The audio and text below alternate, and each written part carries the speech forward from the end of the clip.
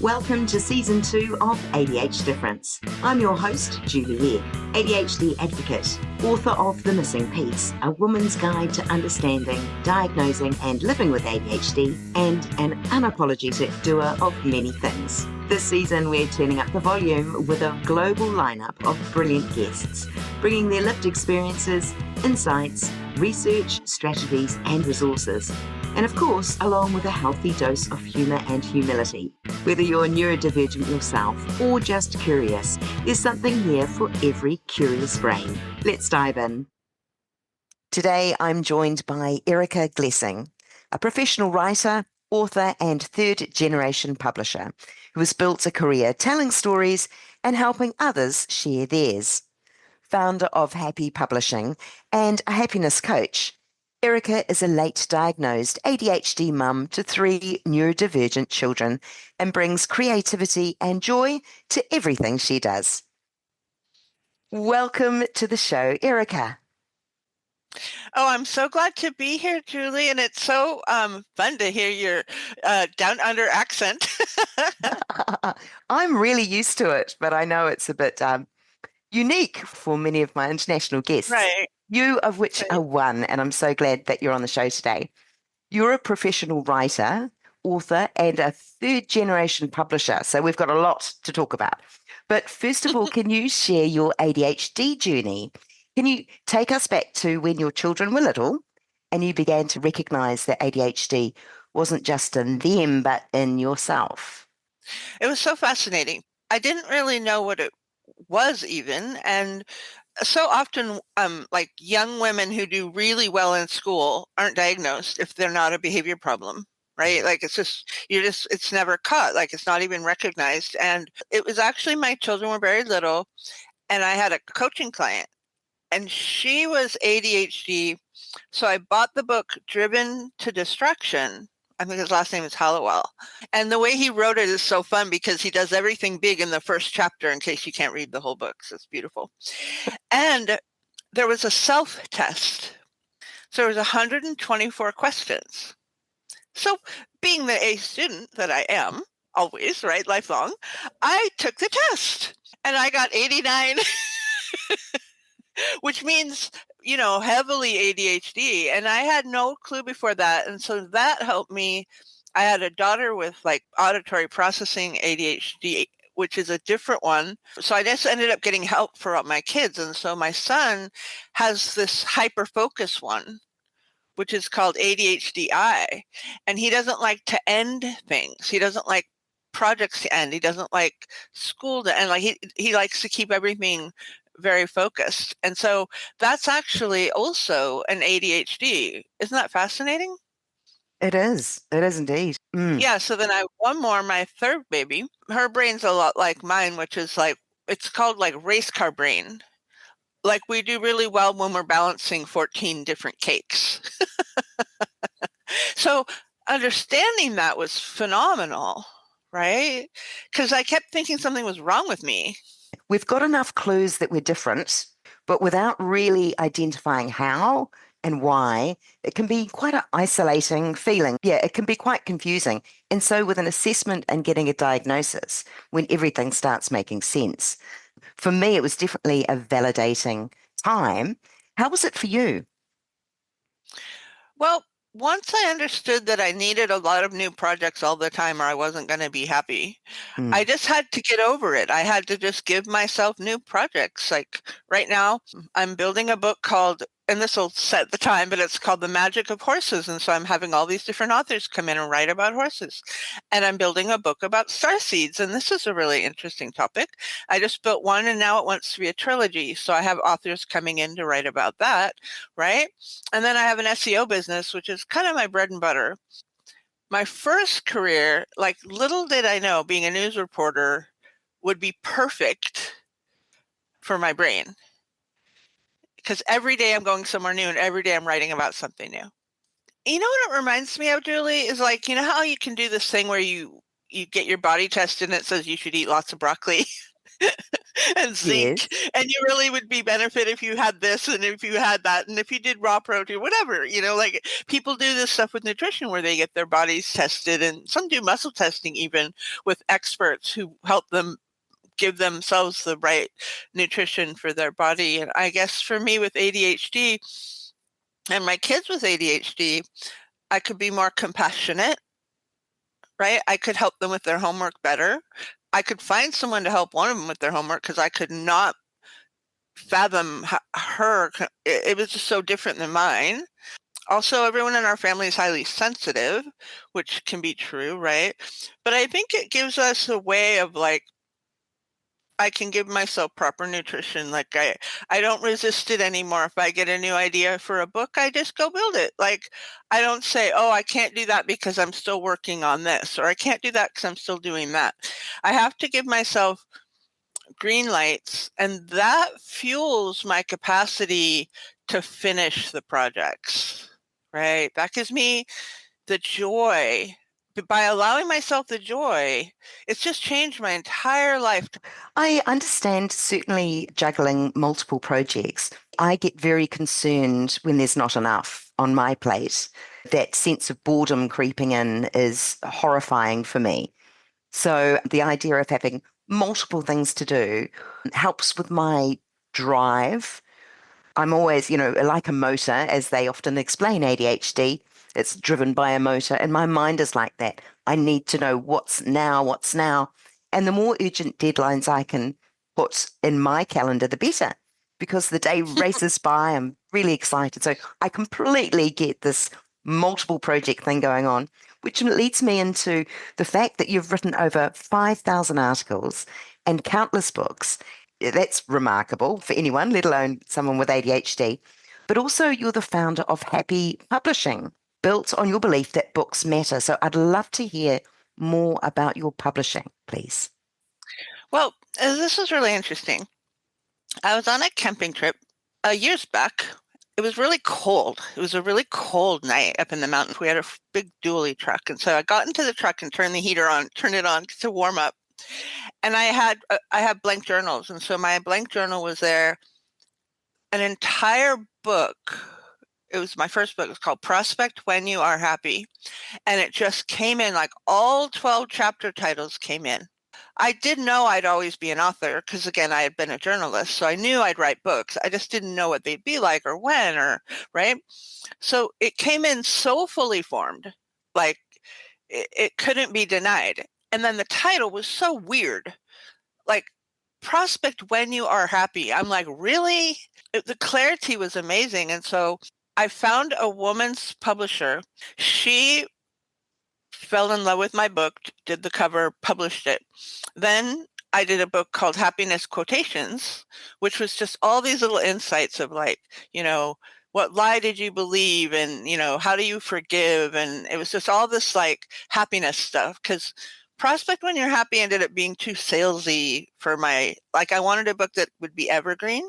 Then I started having more books come in, and she's like, you've outgrown me. And she built Happy Publishing for me. Wow. And gifted it to me. It was just, here's your infrastructure. And I would just get these ideas for covers and books and stories. And then I started to do, more woo-woo stuff like The Energy of Happiness. The Energy of Receiving was a beautiful one. That just gave myself wings to have all this beautiful content shared globally with people who are calling it forth. That's beautiful. And there certainly is a theme around happiness. May I ask you why that's really your anchor? I remember someone was talking to my assistant when I worked in corporate. I worked at Intel for a few years. It's like, is she really that happy? And yes, you Like are. people always have said that about me. I might be having a car breakdown, or I might be having my horse needs veterinary bills, but I just chose happiness. And the other thing was I wanted a topic that would work for a longer duration. The road to happiness is really eternal. Like, you connect to source, you let go of judgment. One of my favorite books I did is called The Power of Releasing Judgment. Oh, tell me about that. You know how we beat ourselves up, our self-critic.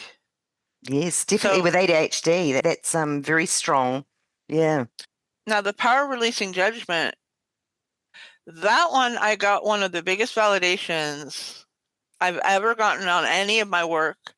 And I'm blessed to get nice people saying nice things about my work. But this woman said she would read my chapter. She would read it every day. Every single day, she goes, because it helps me so much face my day. Like, it helps me not worry about judgment so much, or not worry about what people think so much. And it helps me let go of fear, and it helps. And so you just get one of those, Julie, just one thing where someone says thank you. Like, Mm, gratitude is so compelling. And yeah, so I think, again, allowing oneself to have a lot of projects, allowing oneself to follow your heart, allowing oneself. I think when you have ADHD, it's harder, a little bit harder, because you might have 27 thoughts and then they don't all actualize, or you turn into, I don't know, hummingbird. But the happiness is just kind of, Julie, that's just kind of there. Like, it's just who I am. It's my essence. So it's funny. You know how it is when something's so easy for you that it's almost like you can't fathom it being, a challenge. But I one story I'll share. Since we're on an ADHD podcast, we can go everywhere, right? So I yes. had a client who called me, and she'd come from a very strict religious household. And it wasn't okay to dance, and it wasn't okay to sing, and it wasn't okay to feel joyful. Those Oh. were considered against their religion. So I know, is that so sad? So she comes to me, and I'm like this bubbly happiness coach, right? And she goes, she's just kind of distraught because she doesn't know how to get to happiness, right? I said, just look for like a minute of joyful awe. Just like laugh at something. Like, don't put yourself through, I have to be happy all day. Just start seeing little windows where you can be happy.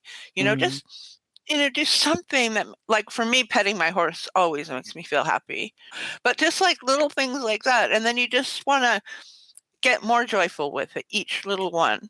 Like, just kind mm. of lean into it. Like, you probably get joyful when you have a good show, right? I do indeed. I've just written down coping menu. There's a blog coming out shortly, but it's about those things. It's about identifying little moments of happiness that you can Mm. call on. And it's going to be different for everybody, of course, but for you, it's your horse, a conversation, or whatever it may be. And I think we become a lot richer if we have a number of these coping things on our menu. And at any one time when we need a pick me up, we know that we can sing a song, we can dance in the garden, we can go and find the cat and spend some time with our pets or whatever it may be. Yeah. I do say happiness is a discipline. Like, it's Mm. a discipline. The other thing is counting wins. What was a win I had this morning? Well, I'm working with a new author who's, off the chart in his IQ. I'm trying to keep up with him. He's like so brilliant. And I'm just so excited because he has like all these books he needs to create. So that is a win. Now, whether we exchange money, whether it actually actualizes, right, we don't want to wait until it's all perfect and say, oh, I'll feel happy when it's all perfect. Like, that's a game we just don't want to play anymore. But when Mm. you're ADHD, I think it can be more challenging to celebrate wins because you know, they might be like a little win, right? Like, you found the right shoes. I'm not kidding. Like, finding the right boots that you really like that's a thing. We've talked about wins and things that make you happy. To add to that, what have you learnt over the years to work with your brain rather than against it? Whether it's a quirky thing or a textbook thing, is there a strategy or mindset that helps you over and above the happiness and the wins? So I try to put something exciting in to my life, something that I can look forward to. I'll tell you a funny story. I took all the kids to Capitola, which is a beach town in California, and I really wanted to see dolphins. But dolphins can be very elusive and they don't always show up, and it's very cold water there. So it's hit or miss. I said, if we see dolphins, I'll take you guys to McDonald's. And it was like my kids plus like two others. So it was like I had like six kids. And they brought in the dolphins. And there were just schools of them came in and they were just flying and hopping and flying. There must have been like 30 dolphins. So things like that can give you joy, right? Things like that can give you joy, just like inviting experiences and be kind to yourself. I had a client, she goes, I read your book, Erica. I really want to find joy, but I don't know how. And I said, okay, well, what if we take the word joy off? Like maybe that's feeling like too much pressure. When do you feel you're most you? When do you feel safe? When do you feel comfortable? Like, what are some other words? Like, maybe I'm not an ecstatic individual, right? Well, it turns out she loved to plant flowers. Loved to plant flowers in front of her house, like loved it. And I said, well, that's your path. That's your happiness. That's your joy. So it's planting flowers. So it's not like you're, making $500,000 on a real estate sale or something. Each of us comes here with a purpose and with something that we can help others do. We can help others learn. So for you, this podcast is helping people, and this is an extension of your joy, and it helps others feel more comfortable with their brains, which are different than everyone else's. Each of us, to the degree we can experience more joy, is that emotional woohoo, right? That's our guidance system. I mean, not to be like too Abraham Hicks or something, but we have emotional guidance systems. And so when we lean in, like that's why I'm doing the book, The Magic of Horses right now. Now I'm doing a book about something that it's just so true to my heart and something I love so much. I'm so passionate about, and I'm so lit up about it, right? That energy of being lit up about what you do helps the planet. It's just like, what is your joy? And then leaning into it. And again, I love being on an ADHD show because I feel like I can be my natural self instead of trying to be fully purposed on every single concept. But I feel a little freedom to jump all over the place. But the other thing is just keep kind of like give yourself permission, give yourself pats on the back. A lot of times, like young men who were ADHD didn't do well in school and had a lot of trouble with self-esteem, right? Whereas if someone could help them, you know, I taught preschool when I was in college. That was my part-time job. And I had this one little boy, and I didn't even know what ADHD was at that time. But everyone else is really happily doing their little things and playing with their little blocks. He's out in the back jumping in puddles, right? Yay. like like he was very incorrigible. And also he was kind of healthier and bigger than the other children. And what I found out was he was smarter, and so he'd get bored with the block things that the other kids could play with the blocks for a long time, but he couldn't. He was so bored. I had him tutor. I'd made him a tutor, and he would walk around and help all the kids that were having trouble figuring things out. I mean, they're only 3 or 4, right? But they still had things they were doing and little assignments that we would do. And so I just took that energy and I just helped him focus. And then he became very well liked because he was helping everyone. And he didn't run out in the puddles anymore, but I mean that was really fun to watch. But it's like you're trying to get kids to socialize, and sometimes if they have ADHD, they can't socialize as well. That's a marvelous way of using his strengths, and rather than him feeling alienated, to bring it back into the fold. I think that's marvelous. Yeah. My final question for you, Erica. For someone who's beginning to discover their own ADHD, perhaps as a parent, also juggling many things like you once were, what would you like them to hear?